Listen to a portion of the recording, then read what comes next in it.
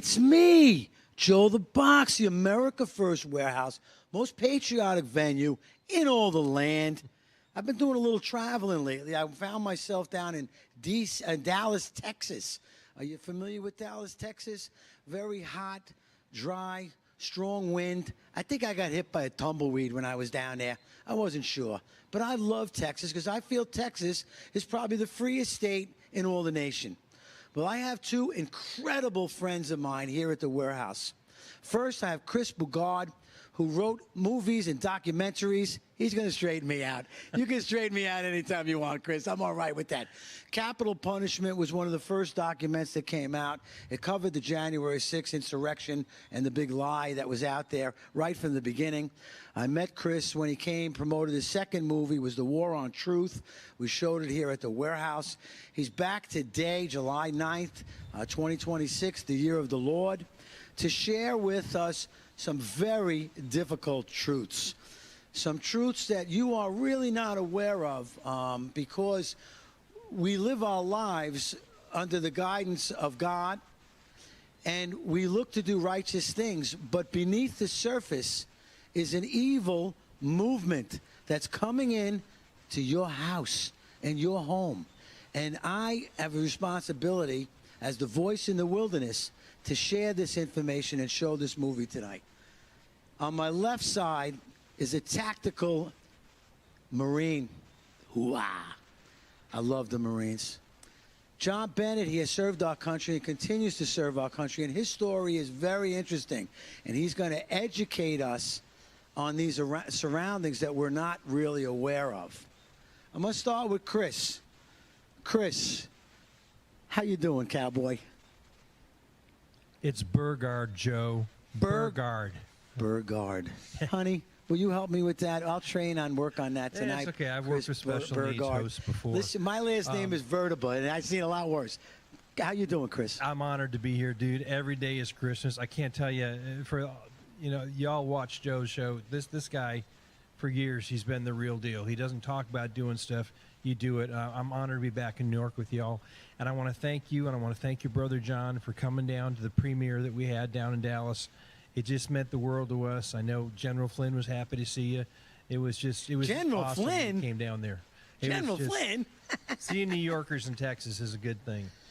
I was honored to be there, and I was really impressed by coming from the airport to the hotel on the highway with huge 50, 60-foot flags, American flag and Texas flags, and that really made me feel good. It's pretty cool. So the reason we made the movie, Remember the Alamo, Don't Shri in My Texas, for me, I got involved in this 19 years ago when we were working the border and Sinaloa cartel was smuggling jihadis in through a very remote area of Hudspeth County, Texas, West Texas. And when my friend's wife had reported them to law enforcement, cartel went to the other side of the border and told her sister they were going to cut her sister's head off if she didn't shut up. And so we staged there with several different law enforcement agencies, and that got me in touch with a fellow that Johnny's working with, another guy named Johnny Guandolo, who was at a task force out of DOD to train America against the Muslim Brotherhood. So now here we are almost 20 years later, and the Islamic movement has made Texas the target to take down Texas, because if they take down Texas, and they can take down the country, you take down Western civilization. I know that sounds like a lot, but it's the truth. And to be real clear, this is not an anti-Muslim movie that we made. This is an anti-Sharia law movie that we made. Because Sharia law is a set of laws that has come from since 640 AD, hasn't changed, and you have the Constitution. And you can't have both sets of laws in a civilization. So Sharia law is the enemy of the Constitution. And like John did when he joined the Marine Corps, like our politicians did, like our law enforcement does, when you take an oath to defend the United States Constitution, you have to be against Sharia law. Now, why? I mean, I was really not aware of it as much, although I did see, because I noticed these mosque churches or whatever. I don't think it's a church, they're a mosque. And what I found out through some of my friends, and they're proud Americans, but it seems to be that these mosques are more like an organization building. Is that true? Yeah, well, and John can speak to this from the military aspect, but it's building lily pads. There's two Arabic words your audience needs to know. One is hijra. Hijra means immigration jihad. It's how Muhammad came in. He went from Mecca, and it's how he took over Medina. It's immigration jihad. You go into a society, you go into civilization, a country, you overwhelm them, you get to get into key points of power, and you take over. So you don't need to be 95% majority.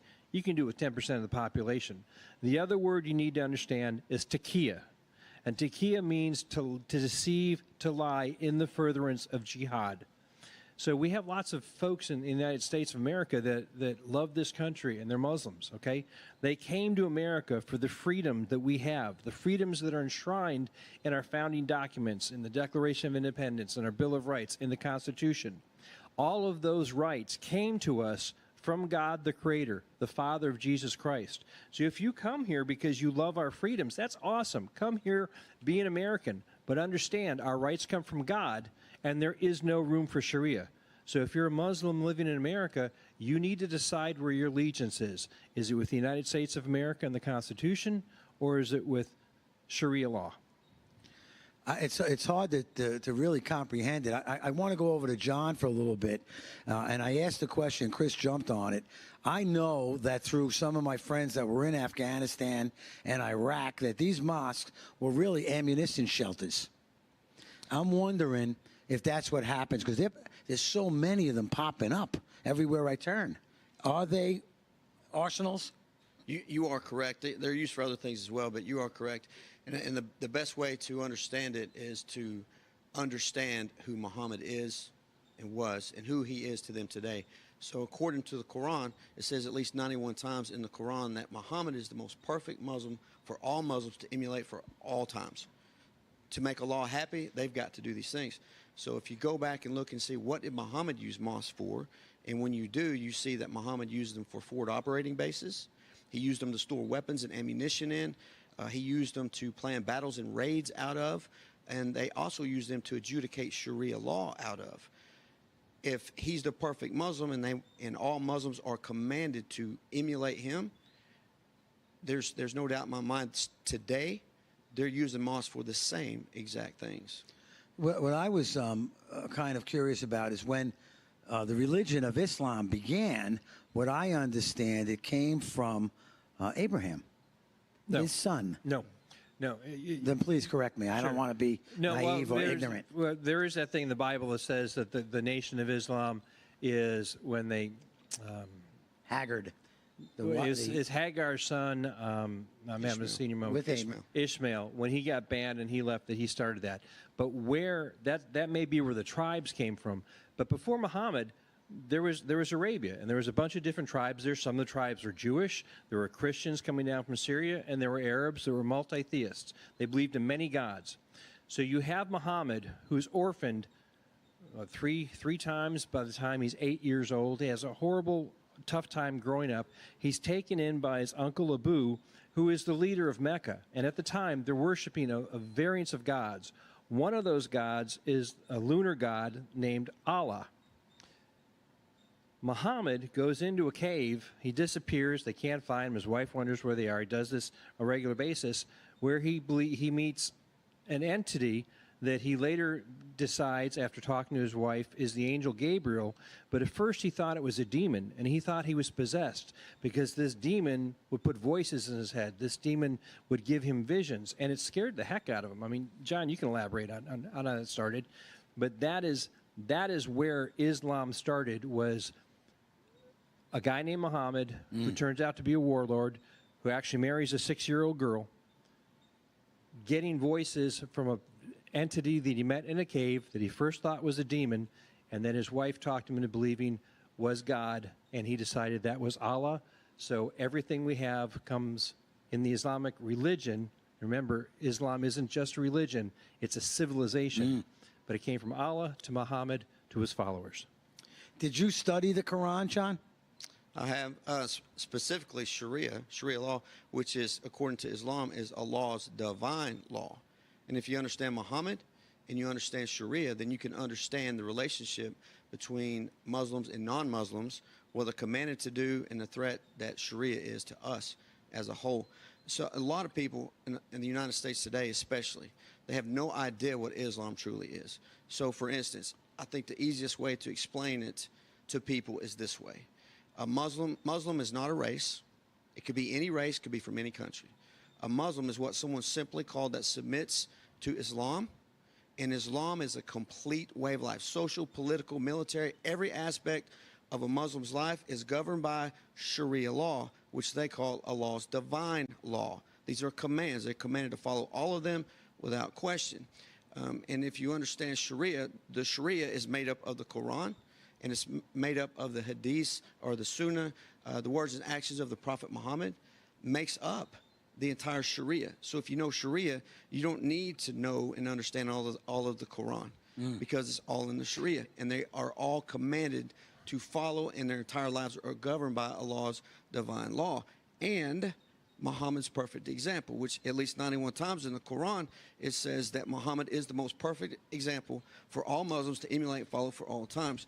So let me give you this example. Muhammad married a 6-year-old girl by the name of Aisha, consummated the marriage at age 9. That's why 60-something-year-old Muslim men today think it's okay, and most of the Muslim population, if not all, says it's okay for them to do that. Marry a little girl and consummate the marriage, rape them at age 9, because Muhammad did it, and he was perfect.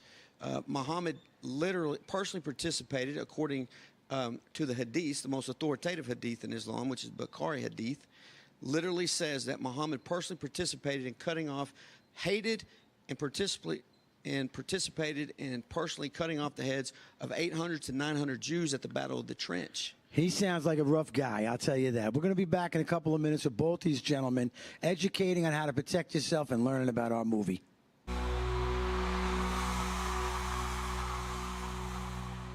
It's me, Joe the Box, the America First Warehouse, most patriotic venue in all the land. I'm blessed. Tonight, we're going to be showing the movie, The Alamo.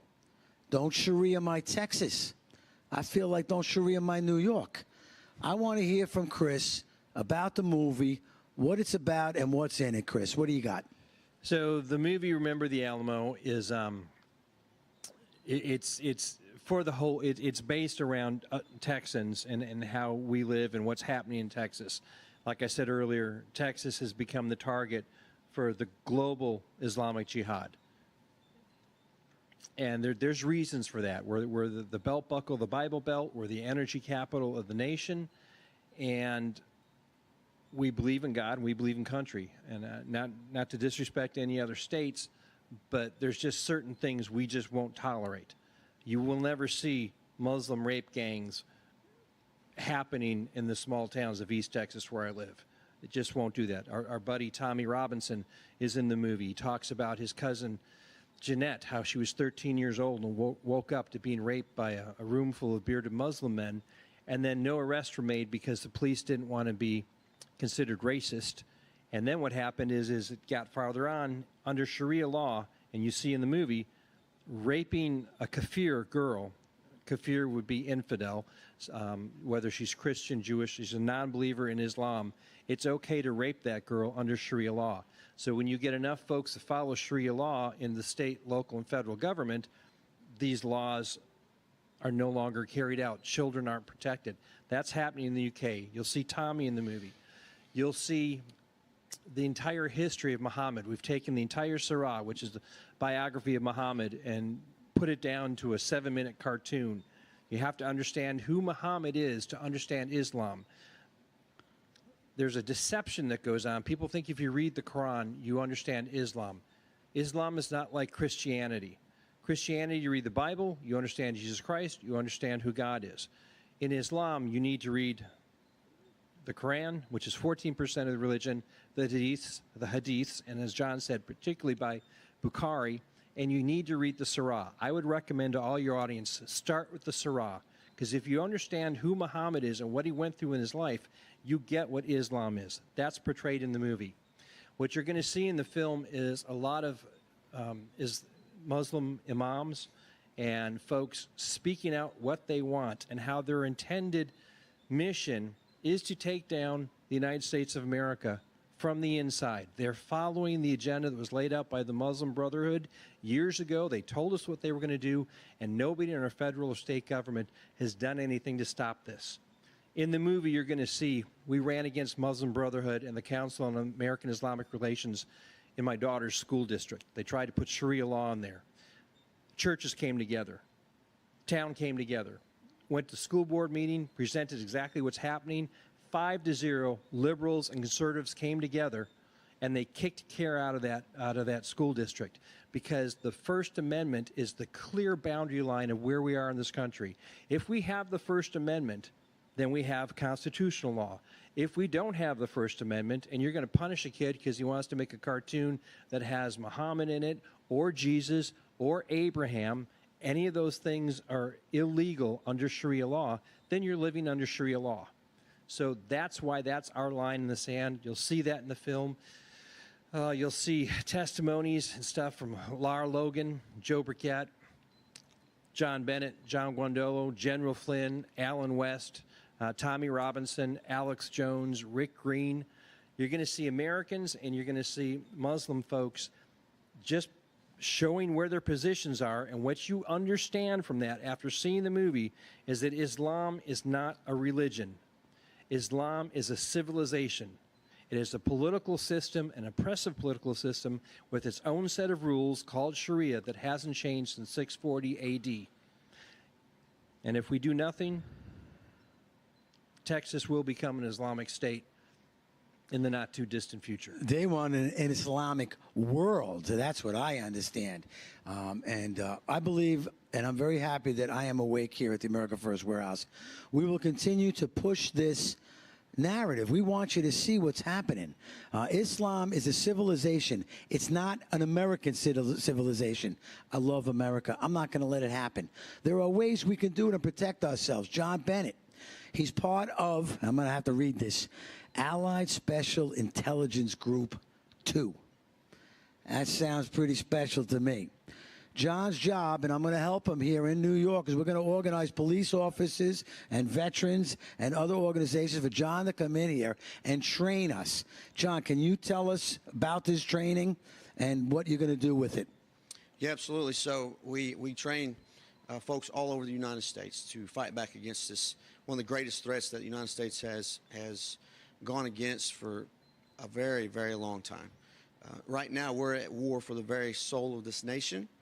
And until we stand up and fight back, we will lose. And we're currently losing because no one has had the backbone to stand up and fight against it. Both of these, the movement that we're facing today is primarily the Islamic movement, which is a very violent movement. It's a complete way of life, by the way, according to Islam themselves. But we have a movement, an Islamic movement, working with the communists and Marxists here in the United States today, here in New York. You have the perfect example, and that's Mamdani.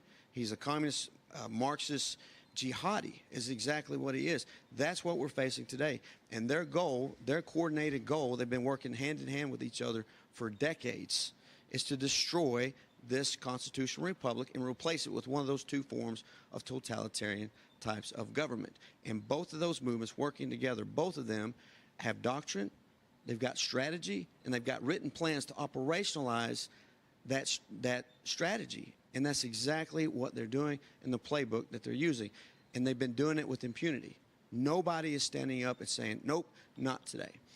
So our organization, that's what we do. We pick pillars out of society, law enforcement, pastors, churches, citizens, elected officials, and other pillars of society that the other side has been fighting in. They've been fighting on that battlefield, and we've been nowhere to be found.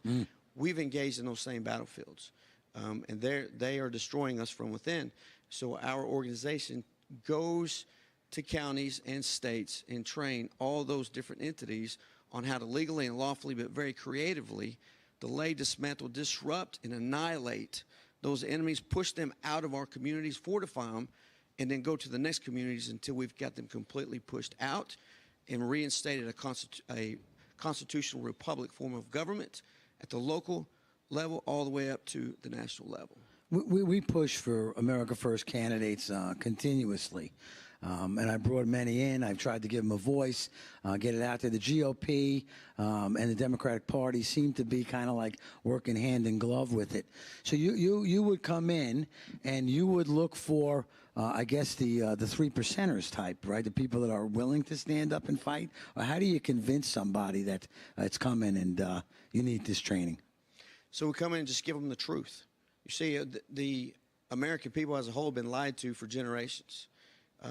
We've forgotten what our founding principles are. We train them on that, and that which is a natural enemy to what we're facing today.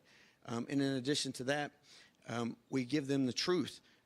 This is who the enemy says they are, how they operate, and why they operate, and then how that is contradictory to who we are in this God-blessed constitutional republic that we live in today. So what we train anybody and everyone, just like our founders, there was a very small percentage of our founders that were willing to sacrifice everything so we could live in the freest nation in the world. 250 years this year. We look for those same kind of people, those that are willing to stand even when the heat gets turned up, when their lives are threatened, when they've lost their fortunes, that will still stay in the fight and fight for this God-blessed constitutional republic and the freedoms that we enjoy today. Because if we don't stand and fight for freedom today, we won't have any to fight for tomorrow. And that is exactly where we are today. Will you do hand-to-hand combat training? We do all kinds of training, but we primarily like to Educate. Let me educate and train other areas as well. We can talk about the other stuff. Let me jump in here for a second. The reason we made this movie is we want peace. We want to win this war, and it is a war. They've declared war on us. We didn't start this, but we want to do it peacefully. Because if you look at 1,400 years of Islamic history, if you look to the UK, you look to Germany, you look to Paris, you look to Nigeria, where my friend's family, I just got a call 2 days ago. My buddy's family member got killed, and they'd already burned his house down. The war is already here. We want to win this thing peacefully. I had my life saved in Africa by a young Muslim ranger named Abdi. I'd go anywhere in the world for that man. I love that man. He's Muslim. So what? But Abdi's not in Texas telling me I got to get rid of the Constitution and put in Sharia law. He's not in Texas telling me it's okay for somebody to rape someone's daughter or someone's wife because she's not covered up. That is Sharia law. That is the line we have to stand against. And you want to talk about a war, and this is what John goes to about how we've been lied to for many years. You've heard of what do they call Marines? Leathernecks. Not just because he's got good posture. It goes back to the first war this country fought. It was a 30-year war. Our first foreign war was against Islam. It was the Barbary pirates. And they called them leathernecks because they'd get their heads cut off from the scimitars, so they made boiled leather armor to give to all the Marines while they were fighting. That's not being taught in our schools. And you look at the letter that's sitting in the Congressional Library right now, when Franklin and Jefferson went to the Sultan and said, "Why are you doing this? We've caused you no grievance." And he said, "We're commanded to. You're kafir. You're non-believers. And this is what we are told to do." That was a very expensive war. And how that's been turned around is not only is that not taught in our schools, but you look at guys like Keith Ellison, or you look at other folks that are in politics now that have taken their oath of office on the Quran. We got to get out of here. And they say it's because they believed in Allah. No, Jefferson had a Quran to know his enemy. I do understand that, and I do recall studying, as I love American history and I love, the Bible that we like to read. Nowhere have I ever seen anything in the Bible that it's okay to abuse children the way they do. I believe, and the truth is coming out, that it's such a child trafficking ring, what they're doing, and how many are involved. I'd like to talk a little bit more about that, and also talk about the shadow banding that's going on with us. We'll be right back.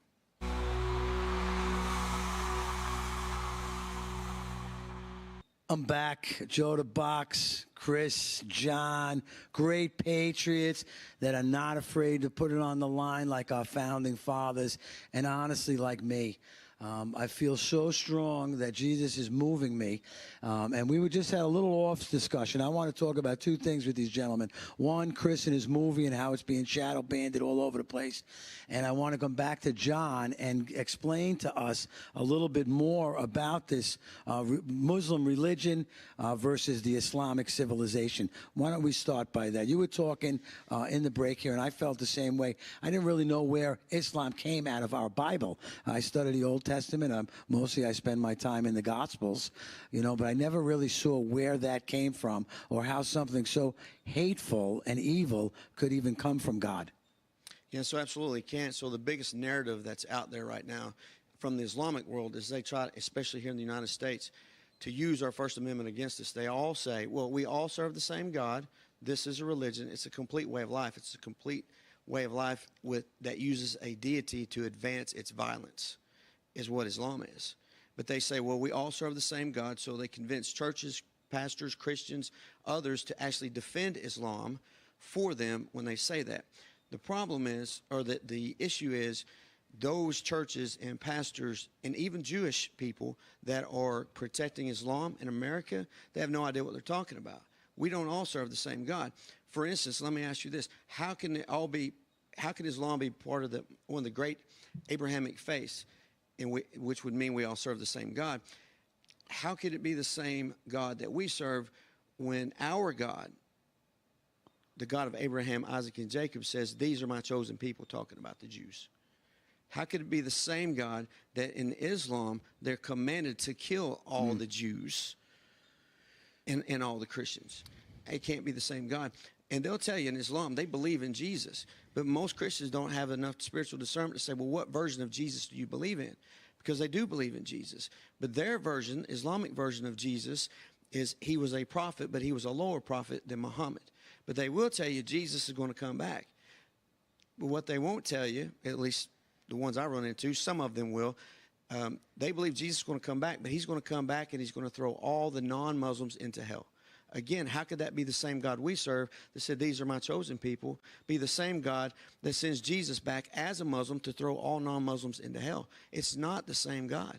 There's so much other proof out there, but yet we don't have the spiritual discernment in America today. We allow them to use our First Amendment against us, and we even help facilitate this violent movement that they're imposing on the United States. And by the way, Islam itself says their stated goal is to impose Allah's divine law on earth, and they do it through a thing called jihad, which is legally defined in Allah's divine law, as they call it, as etymologically derived from the word mujahada, which signifies warfare against all non-Muslims. And you don't have to take John's word for it. You'll see in the movie, we have a top Muslim scholar in the movie, and he says that exactly. He says that, oh, we believe in Jesus and this, but then you push a little farther. Well, do you believe he was the Son of God? No. Do you believe that he died on the cross? No. We believe that they put somebody on the cross that looked like him. Well, what is his purpose? His purpose is to come back and tell all you Christians that Allah is the true religion. So this whole jihad, it's secular and it's spiritual. Every time when they build a mosque, 3 miles around that, they claim that territory. That's jihad. That's claiming territory. When you have the call to prayer, when they put it on the loudspeakers, as far as you can hear that, they claim that territory. When you're like what's happening now in Dallas, they're really pushing halal food. I have a friend of mine. She calls me up. She's so upset. She orders food, DoorDash comes, whatever, and it's halal meat. Well, I live in Texas. I raised livestock. When we put something down, you put it down clean, fast. You raise that animal up, and then you put it down mercifully.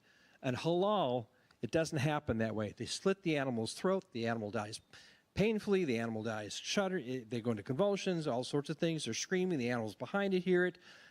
And then while they're doing that, you've got a Muslim fella praying and thanking God for this sacrifice. So they are sacrificing that animal to God. So if you're a pet lover, if you're a PETA person, you should be just so upset that you're eating meat that's been tortured. And if you're a believer in Jesus Christ, you should probably be having second thoughts about eating meat that was sacrificed to a foreign god. It's pretty crazy. I didn't even realize that. I was wondering what halal was. I see it on a big stick and they're cutting it down this way. Look like meat. I didn't realize that, but I won't put that in meat. The halal is it has to be spiritually purified according to Islamic law, or they can't eat it. Don't the Jewish laws have the same thing, similar? Difference is nobody's pushing kosher food through our neighborhoods. You go to a Jewish deli or you go to H-E-B, yeah, you can get kosher hot dogs, but you don't have to. What's happening in Texas right now is you're being forced to eat halal, and they're putting in the school systems, and they're putting halal food on Christian kids. So halal is just the way they murder the cow. Halal means good, haram means bad. So halal means it's good meat. It was sacrificed, correct. sliced. It's another form of domination as well. Yeah. They're literally forcing schools, cities, towns, grocery stores to carry halal only. And if they don't, then they protest, they boycott these stores, and they go after them to force them into it. It's a form of domination because Islam is all about domination. Yeah. It's nothing about assimilation. I don't see any assimilating there. But I do have two concerns. We got about 5.5 minutes left here. One of them would go over to you, John. And that's why is there such hesitation for these pastors to take on this training and understanding? That's a fantastic question. $1 million question. They won't do it because, one, they don't understand it either spiritually or through knowledge and understanding of what they're really dealing with. And another third option there is, and this is the most likely, there's this thing called the Interfaith Alliance. By the way, it goes back to the Communist Marxist Islamic Alliance together. The communists started this interfaith decades ago. I mean, a long time ago. And it was to subvert the Christian denominations and all the Christian churches from the inside out to push them into communism. They turned it over to the Islamic movement. The Islamic movement, the Muslim Brotherhood, literally wrote a book, a manual on how to use Christians, Jews, and other faiths to stand in between those of us telling the truth about Islam and Islam. They're the ones that attack you instead of Islam doing it. So if you say any truth about Islam, they use them to attack you. And the interfaith is them saying, oh, we all serve the same God. We're all together as one. We need to come together. But the problem is, in Islam, they literally state, we don't go to them. It's a one-way bridge. They come to us. They use all other faiths. Exactly. They use all other faiths and all other means through jihad. That's a form of jihad to force conversion or get other people to convert over to Islam. They never come over to the other side. And it's called the Interfaith Alliance, and it's the tip of the spear today because the churches and the pastors who are supposed to be the real true leaders of the communities, they're failing by not having enough spiritual discernment to say, here's truth, and here's our job as Christians and what our entire nation was built upon, the laws of nature and nature's God, which was legally defined at our founding, by the way, as God's word and God's will according to Holy Scripture and the Holy Spirit. We are a Christian nation. Yes. So they use them, they handicap them so they can continue this movement of Islam to push it on the world. Our country is being killed by empathetic suicide. We are doing this to ourselves. And part of it is, and especially with the clergy, it's fear. What does it say 365 times in the Bible? What does it say? It says, fear not, 365 times. Okay. Repeat it over and over. That's what we're dealing with. Fear of offending somebody. Fear of losing our 501c3 status, that we're no longer a tax-exempt church. That's what's happening right now in the United States of America. There's a wonderful man in the film. His name's Pastor Troy Brewer, another Texan. And he has saved, in his ministry, 12,000 women and children in America and throughout Central America and Africa from sex trafficking. And then he not only saves them, but he creates homes and ranches where folks can live, go to school, enjoy, and build a new family. He has never seen in any Islamic state where kids aren't being trafficked and it's legal. There's still slave markets in Africa that he's been to where he's bought children and brought them to freedom, where Islamic slave markets are selling Christian children. That is going in the United States right now. It's not just all the Nigerians that remassacred, tens of thousands. It's selling with children. Now, here's where that comes home that's so scary. Everybody knows Washington, D.C. is corrupt. If you've worked on the Hill at all like John and I have, it's compromise and it's bribes. Pastor Brewer says in the movie that the second largest lobbyist organization on the Hill is the porn industry. And according to him, the majority of the money in that porn lobbying industry is Islamic money because they want to mainstream pedophilia and they want to be able to keep trafficking people and making money off of that. That is our own government system being used against us. The government's being used against us in this fashion and many other ways. It's almost hard to accept, and I think that's what's happening here. I think that the awakening of the people, of the citizenship, starts right here with the voting and the way they're lying. It's being exposed. These cities that where they're praying in the street. To me, I don't. That's get jihad. That is, you don't see that in Pakistan. You don't see it in Qatar. You don't see it in the UAE. When you see military-age men shutting down a boulevard, whether it's Manhattan, Dallas, Houston, or Dearborn, that is jihad. What they're saying is, we claim this territory. There's plenty of room to pray in the mosque. Those images go out to the rest of the Islamic world. That's why in the Islamic world, Dallas, Texas is now being branded as the Mecca of the West, because they think America's for sale, and it starts in Texas. And I got to tell you, both John and Chris, when I look through the internet and I watch what's happening, I hear these people talking because it's getting out there. But I know that we can't give up with this. The movie tonight, if you're watching it, if you see it, come to the warehouse tonight. You're going to be educated beyond belief because I sat through it in Dallas and I can't wait to see it again. There's a lot of questions I have. Come tonight. These gentlemen will answer every question you have.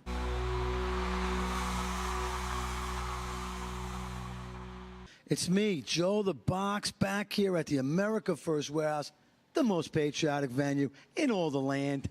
Hey, I drove in with my iron horse a little bit earlier, but I do have a beautiful horse saddle from my friend Chris that he can maybe ride in on. We just have to, hey, Johnny, maybe you'll be the horse, you know? You can carry him around. He won't be riding 8 seconds, that's for sure. Bull riding for 8 seconds. Anyway, we're back here at the America First Warehouse. I have this last segment together with these fantastic, incredible men of Jesus moving their passion to save this country just as I am. I never served in the forces. My father did. I have a lot of members in the family that did. I kind of wish that I would have. I wanted to, but it was 1980. Ronald Reagan was president. Peace was throughout the land. It wasn't something that we had to do. And living with my dad, the Marine, you know, once one's in trouble, we're all in trouble. Sit up straight. Eat everything on your plate. You know how that is. But I'm back here today with these gentlemen just to get a couple more minutes and explain to you the struggles that we're having here at the warehouse. We can't seem to get out of the mud. We're shadow bandited on everything that we do. They don't like us on Facebook. They don't like us on Instagram, on Truth. My friend got kicked off the TikTok after a couple of 100,000 people. I mean, I don't get what's going on, but I'm going to build the America First Media and Television. It's an app and it's a website, and they can never shut that down.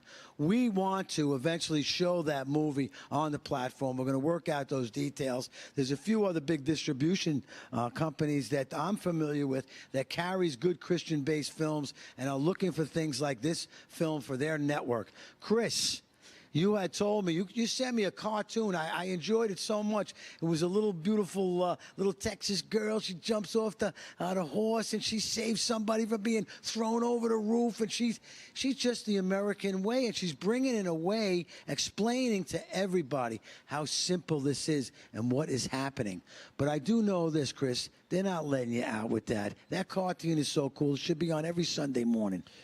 Thank you, sir, for saying that. Well, that comes down to the red-green axis that we're talking about, where you have Marxists lined up with Islamists controlling this. And it's very frightening. In my career making viral videos, I've got over 1/3 billion views. We put that cartoon out. I think between everybody on the team, we have less than 2,000 views.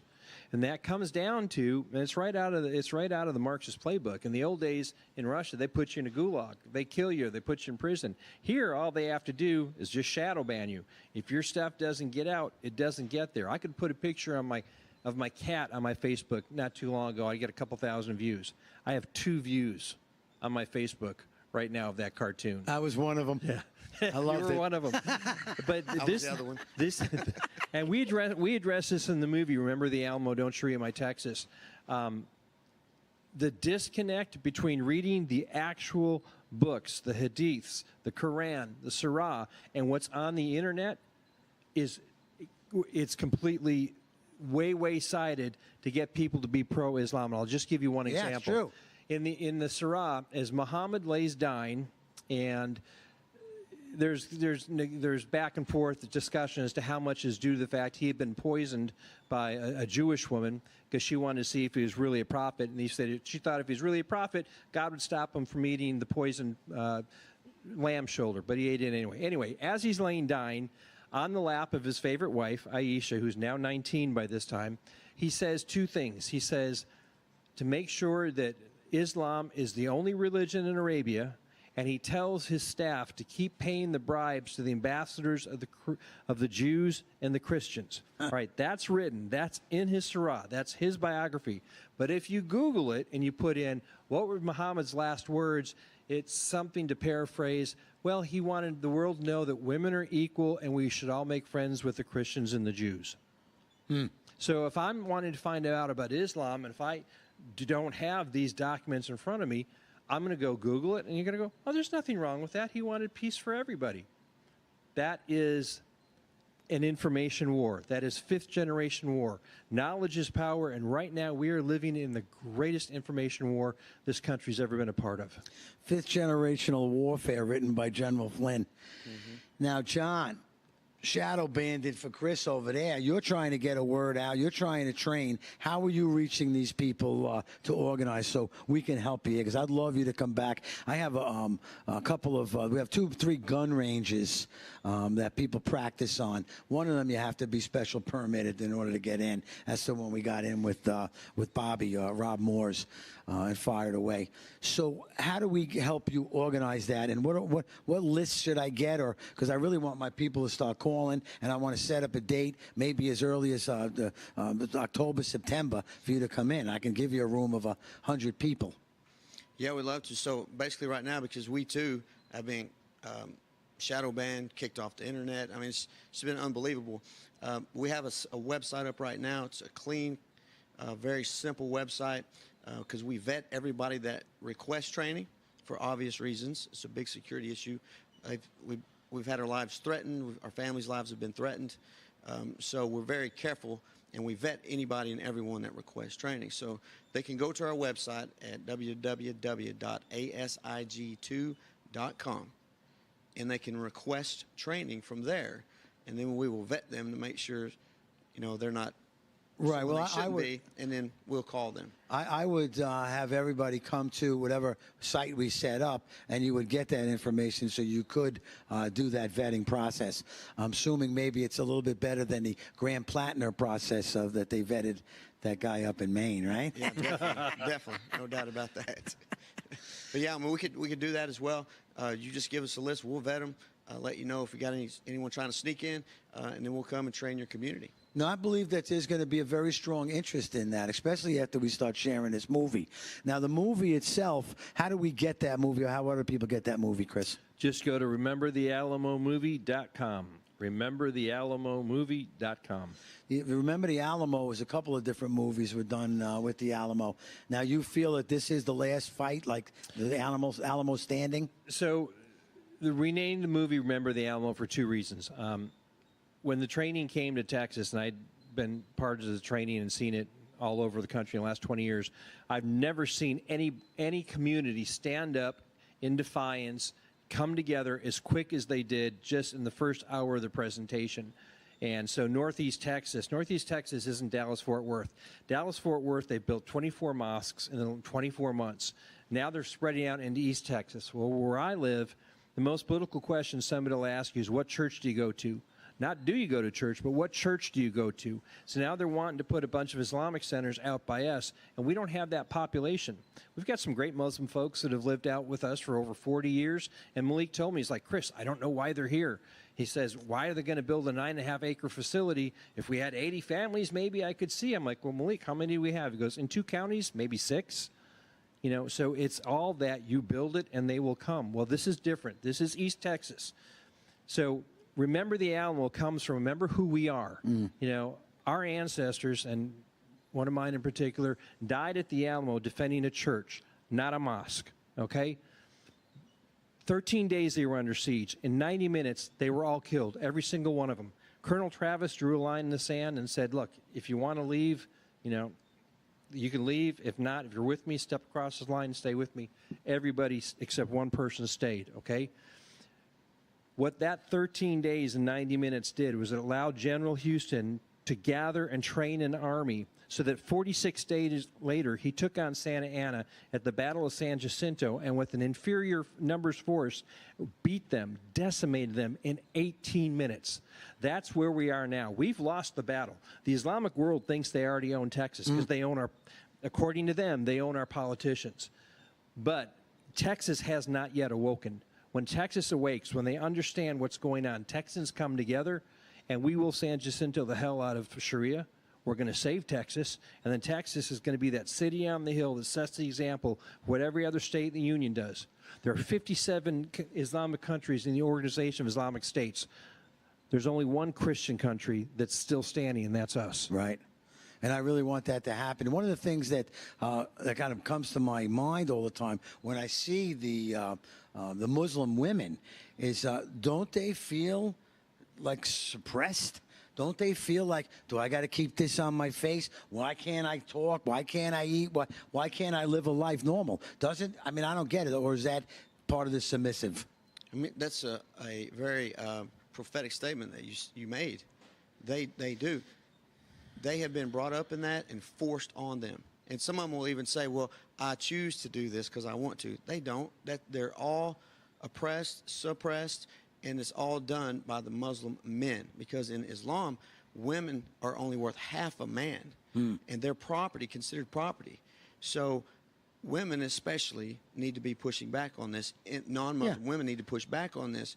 But, you know, if women understood that, they certainly would. And this is the most detrimental thing. Islam is the most detrimental thing to women since the beginning of time. It strips away all their rights, all they are as human beings, and makes them nothing. That's why it surprises me so much when I see this movement going on. Where is the feminist movement? Why aren't they up in arms about Because of the Red-Green Alliance, the Marxist movement. It's not about equal rights for women. Otherwise, you would have now and everybody else standing up and saying this should never be allowed in the country. It's not what it's about. It's about an information war, take down the United States from the inside. You have the Marxists pairing up with Islamists, and as we saw in Iran, that's what they did in 1979. And you'll see folks in the movie from Iran. The first thing they did after that was over, they took away their dogs, and they killed all the leftists. So all those people that were up there screaming, yeah, go, Khomeini, they're dead now. And if we as Americans don't stand on who we are as a nation and stop Sharia from being implemented here, those women and even men that don't want to be in Islam, they're captive to Islam. They can't leave. It's punishable by death. They can't leave. So we have to stand up and tell them, no, you're not doing that here, and help them get out of that captivity. Otherwise, there's nowhere else for them to go. There's no other free nation on the planet. I got to tell you, I can't imagine me trying to tell my wife to be quiet and sit down and blah, blah. It wouldn't happen. I love my strong women here in the United States. One more time, where do we find you, John, and where do we find you, Chris? Johnny? www.asig2.com. Chris? RememberTheAlamoMovie.com. Watch it tonight at the warehouse.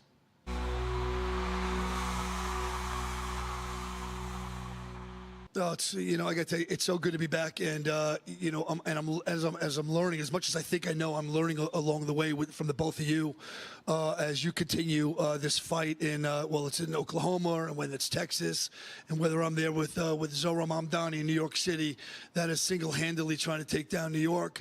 One of the things that I'm so excited about is that number one, to be here at the America First warehouse.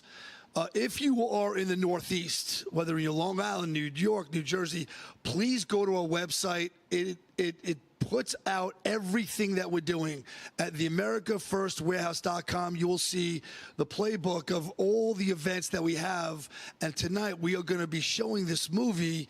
It's a premiere here. It's called Do Not or Don't Sharia Law My Texas.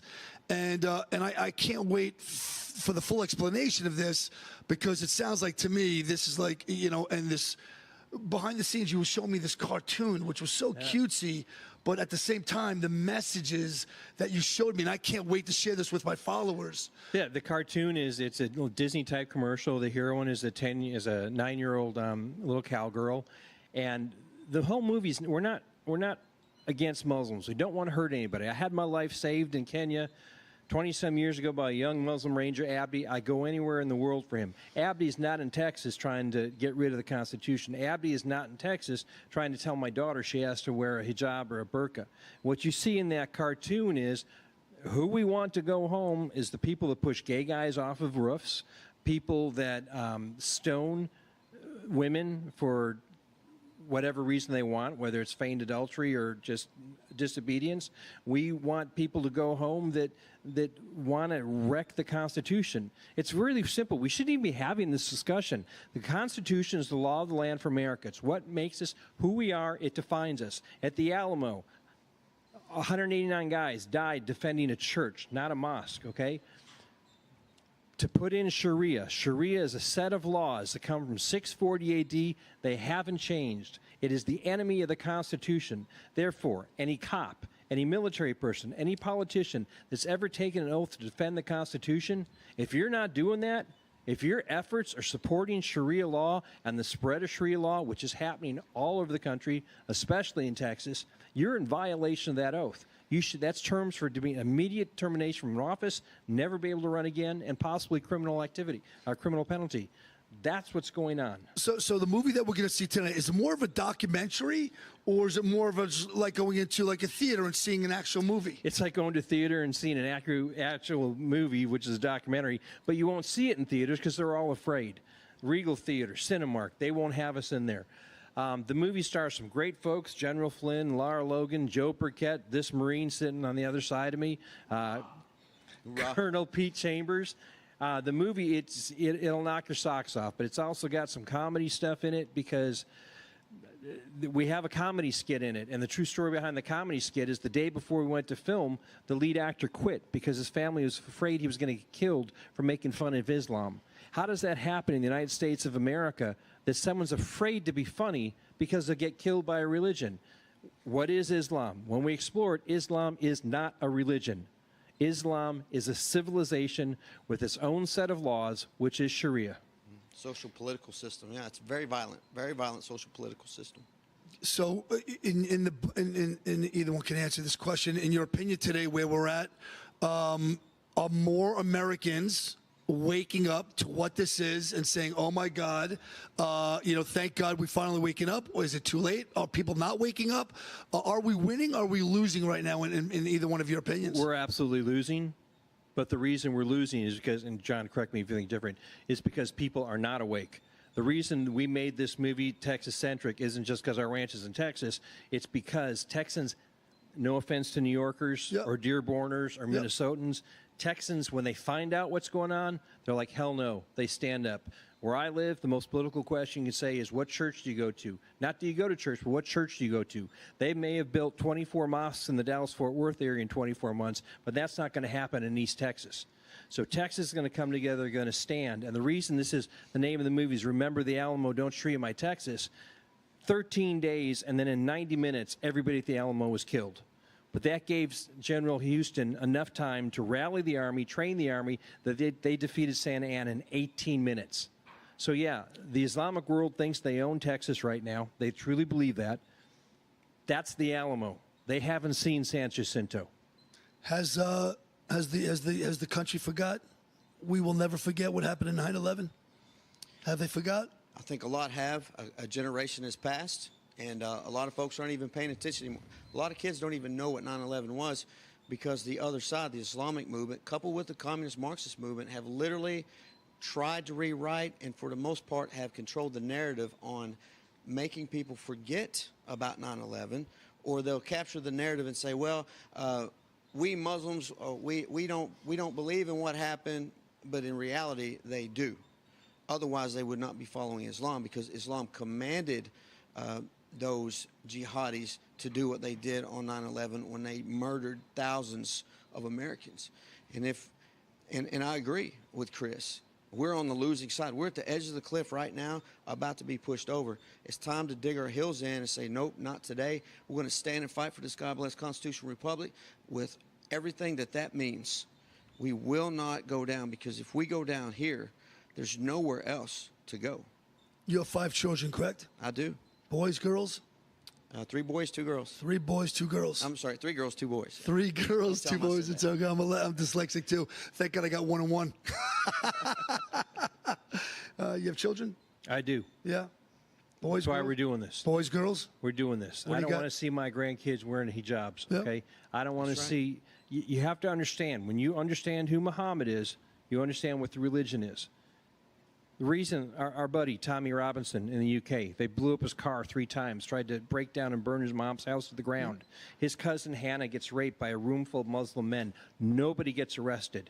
Why is that? Because the cops are afraid they'd be labeled racists. And then later on, they don't get arrested because now you've got enough Islamic folks into government that follow Sharia law. That's not a crime. She deserved to be raped because she wasn't covered up. That's Sharia law. That don't play in Texas. You know, one of the things that, I'm going to give you, let everybody know out there, that without our government, we are not the United Kingdom, we are not Scotland, we're not Ireland. As a matter of fact, without our government, we the people are the 5th largest army in the world. We are considered the 5th largest army. It's not if, it is when this sleeping giant wakes up. I believe in my Patriots of the United States of America. I can tell you with my millions of followers that the conversation, the communication that is coming in is militias are being formed everywhere, and they are ready to go, and they are waiting for the direction of the President of the United States of America, including me. I will say directly to the President of the United States that you tell me where and you tell me when, and the Midnight will be showing up with every other patriot that loves this country. I want to know, are you guys mad? Are you angry? Are you pissed off that we let this go this far? So, Midnight, we want to be real clear. I made this movie so we don't get to there, because I live in Texas. You're not going to see a rape gang happen in a small town in East Texas. The sheriff won't get there fast enough, okay? This movie, and why we have to do this, is because that is where we're headed. That is the violence. And it's not your word you have to take for it. It's not mine or John's. It's 1,400 years of history. They don't coexist. And it gets to a certain level, it goes to violence. I wear this shirt. I don't know if you know, I designed this shirt, and I always say, if you are an illegal immigrant that you are here in the United States of America, it's time for you to go. GTFO, which means get the fuck out. If you have not assimilated here, you can get the fuck out. And if you are here and you don't love this country and you happen to be a citizen, there's 193 other countries that'll be more than happy to take you in. We love this country. I love having you guys here.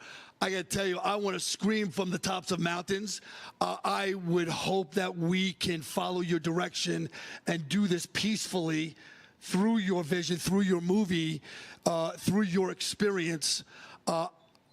I hope and pray that we are not at the point where we have to take action in our own hands. I don't think this enemy is going anywhere. They are screaming. Rashid Tlaib says, we are here to stay. We are in every corner in the United States of America. This is our country, and we're here to stay, and we're not going anywhere.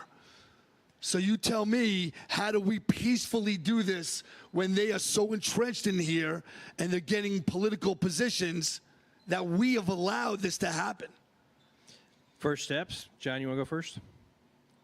So I agree with your feelings on it, and I know, and I've seen it in other countries. John, I'm going to interrupt you here. You have to understand, we've seen violence. We don't want that on our families and friends, okay? But if you push us too far, we'll be your best friend or your worst enemy. So then that's the message. We are peaceful. We're not asking for any violence. We don't want to see anybody hurt. These 2 men are compassionate. They love their Lord and Savior, Jesus Christ. They don't want anybody on their watch being hurt, tortured, beat, abused, put down, stoned, rocked, acid in eyes, drowned, burned, thrown in ditches, as I've seen many, many of these videos coming out from Iran, Iraq, Afghanistan, Syria, the IRGC, what they do to their people. Our first mission is we are going to do everything to get out of this peacefully.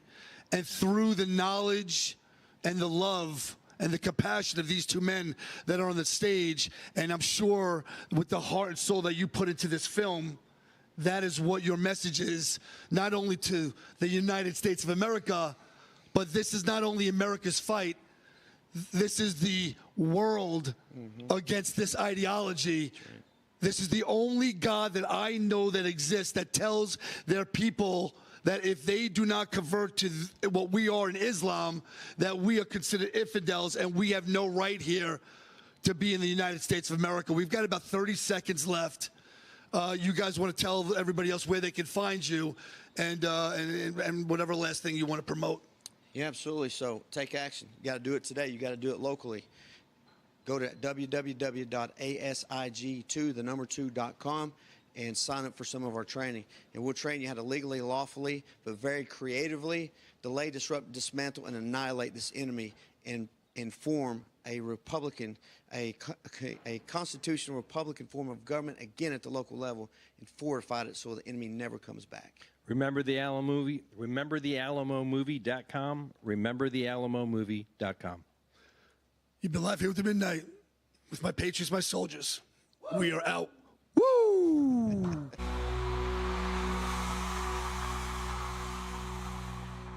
All right, we're gonna start this. Q&A, and this is something a little different for me because we're not gonna work on clips, and we're not gonna work on things on the air. But I am so grateful and so proud to have the both of you here. And I'll tell you, selfishly speaking, it reminds me that I'm not alone in this fight. For the last month, I've been in Delaney Hall. I've been fighting Antifa. I've been in Washington Park fighting with the NYPD. Why are they protecting the terrorists that are in this country? For everybody out here, this is probably going to be one of the most important things. If you are a patriot of the United States of America and you love this country as much as I do, these men are in a fight, standing with guys like me and all the other millions of patriots that are out there to do everything they can not to let our country get hijacked on our watch. And to my left is John, and then we got Chris to the right. And the first thing, I want, because nobody knows who you are at this point, and I think it's, John, we can start with you. And why don't you let everybody know who you are, what's your background, and how did you get into this? Because we weren't here yesterday, but we're here today. Yesterday, I was having the greatest time of my life. The next thing I know, I'm hunting down jihad Muslim terrorists.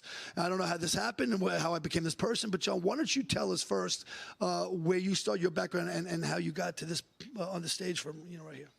So really, it started right after 9/11. I was already in the Marine Corps, and after we were attacked on 9/11, we were sent to Afghanistan and Iraq. And my job in the Marine Corps is counterintelligence, human intelligence.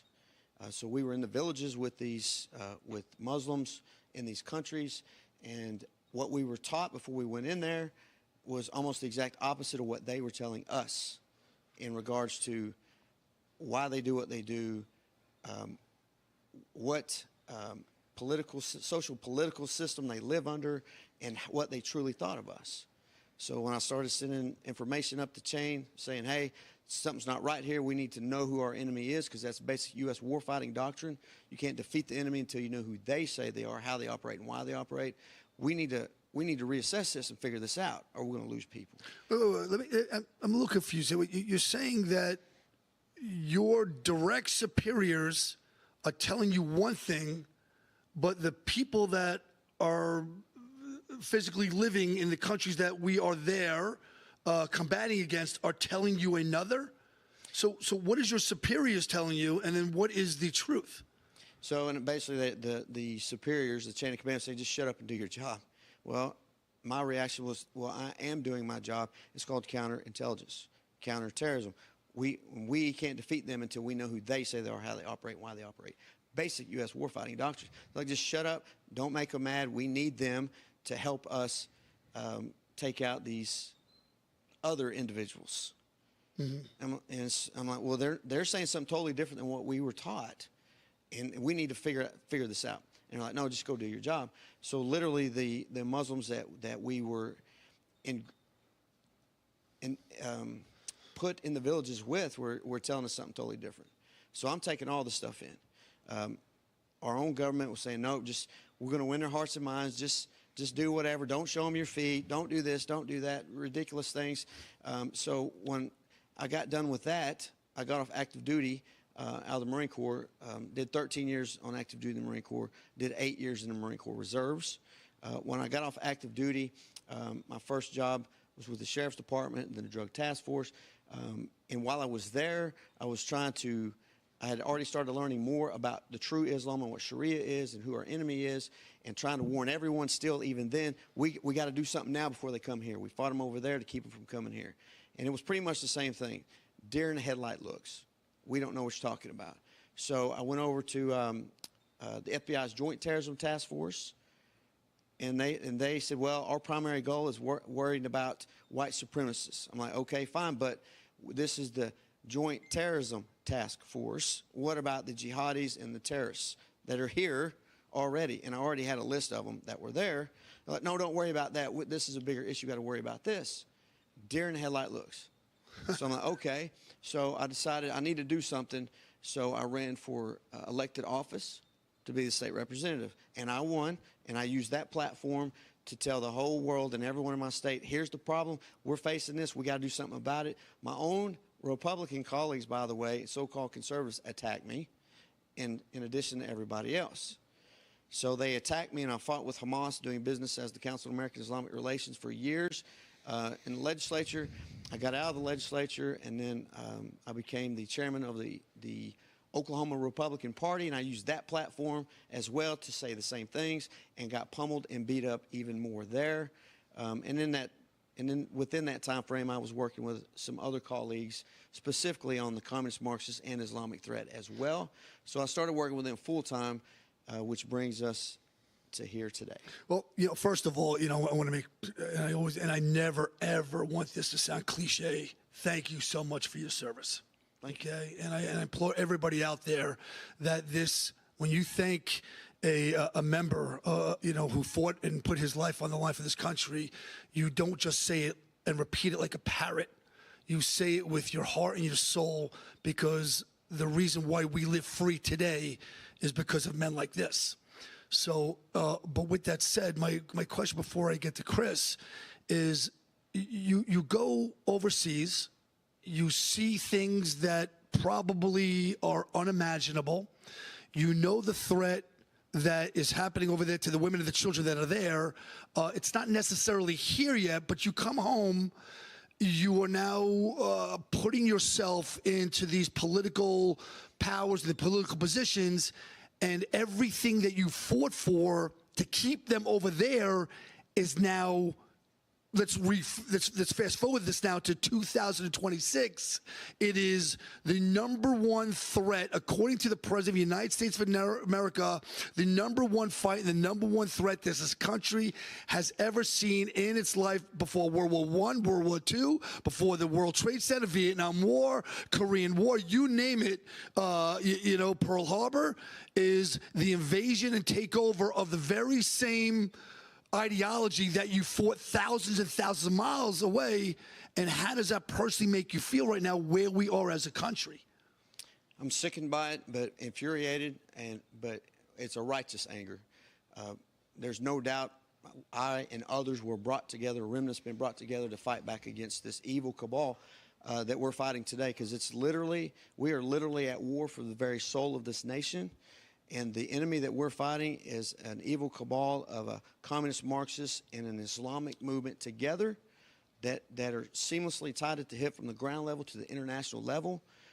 Even though they're ideologically opposed in almost all their beliefs, they're working together, one common goal, and that's to destroy the republic and replace it with one of those two forms of totalitarian types of government: communism and Marxism, or Sharia law. Now, this enemy that we face, both of them, both the movements working together, they both have doctrine, they both got strategy, and they both have written plans to execute that strategy, and they've been doing it with impunity for decades right here in the United States of America. And we're seeing the intentional outcome of that today through people like Mamdani. He's a communist and a jihadi.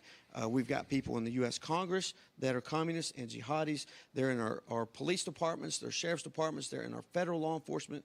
They're everywhere. They have insinuated themselves within the system, and they're literally killing us from the inside out. Midnight, we've known since the mid-1980s the Muslim Brotherhood's stated mission on how they're going to take down the United States from the inside. They laid it out. They executed it. The only difference is the United States government, federal, state, local, has done nothing to stop it. So these guys have declared war on it. We've known about it for decades, and now you're seeing why we're getting so much closer to the UK. Oh, Chris, I want you first of all tell what is your mission? What are you doing? Explain. And again, I get this feeling over my body to have you guys to my left and right is like because I've been waiting for this for a very, very long time. The president has been waiting for this for a very long time. We recognize that communism is the biggest threat in the United States of America, and it looks like our own president of the United States is pretty much just waged war against communism, as Zohran Mamdani is not only the #1 threat to New York, but the #1 threat to the United States of America. But please tell everybody, what's your mission? Who are you? What are you doing? Well, my mission is to defeat Sharia in Texas and then the United States. And I know we can win this because Muslim Brotherhood and CARE, about 10 years ago, 11 years ago, came and tried to put Sharia law in my daughter's school in the district, bullied the school superintendent into it. And what they used as a pretext was there was a history lesson where you had to draw Muhammad along with other prophets of the Bible and the Quran and Israel, the Jewish faith. And what happened was the school superintendent got bullied, threatened to be sued. He backed down. Then we found out about it, and because I've been working with a task force for about 19 years, after being on the border, running jihadis on the border in West Texas, I got introduced to his partner, John Guandolo, task force out of Department of Defense, against the Muslim Brotherhood. We knew tactically how to peacefully beat the Muslim Brotherhood and beat the Council on American Islamic Relations, which they say they're not connected, but you talk to anybody in the intelligence services, CARE is the mouthpiece, the press arm of Muslim Brotherhood. So we brought the churches together, brought the town council together, went to the school board meeting. When the school board was presented with what the Muslim Brotherhood's mission was to take down the United States, what Sharia law is, how CARE is their press department, and what they'd just done to our kids, and how our kids could no longer draw Jesus Christ on a postcard at Christmas, 5-1, the liberals and the conservatives came together and knocked that crap out of our school district. And they came back and they said, well, we're going to sue you. We may have been a small town, but a small town of cowboys and veterans and law enforcement folks. And when we said, bring it, and they backed down because they're bullies. They'll be a bully, and then they play the victim. That format that we use to defeat Sharia in that little school district is what we're now applying in Texas. July 4th this year, Texas goes on offense. We're going to use that. We're going to win. We're going to knock Sharia law the heck out of Texas, and then we're going to lead the rest of the country into freedom too. When we come back, I can't wait. We're going to start off with this incredible movie that we're going to see tonight, and they're going to explain to it, Do Not Sharia Law, My Texas. You stream it live at the midnight. Woo! All right. It's #1. We'll start off with the movie.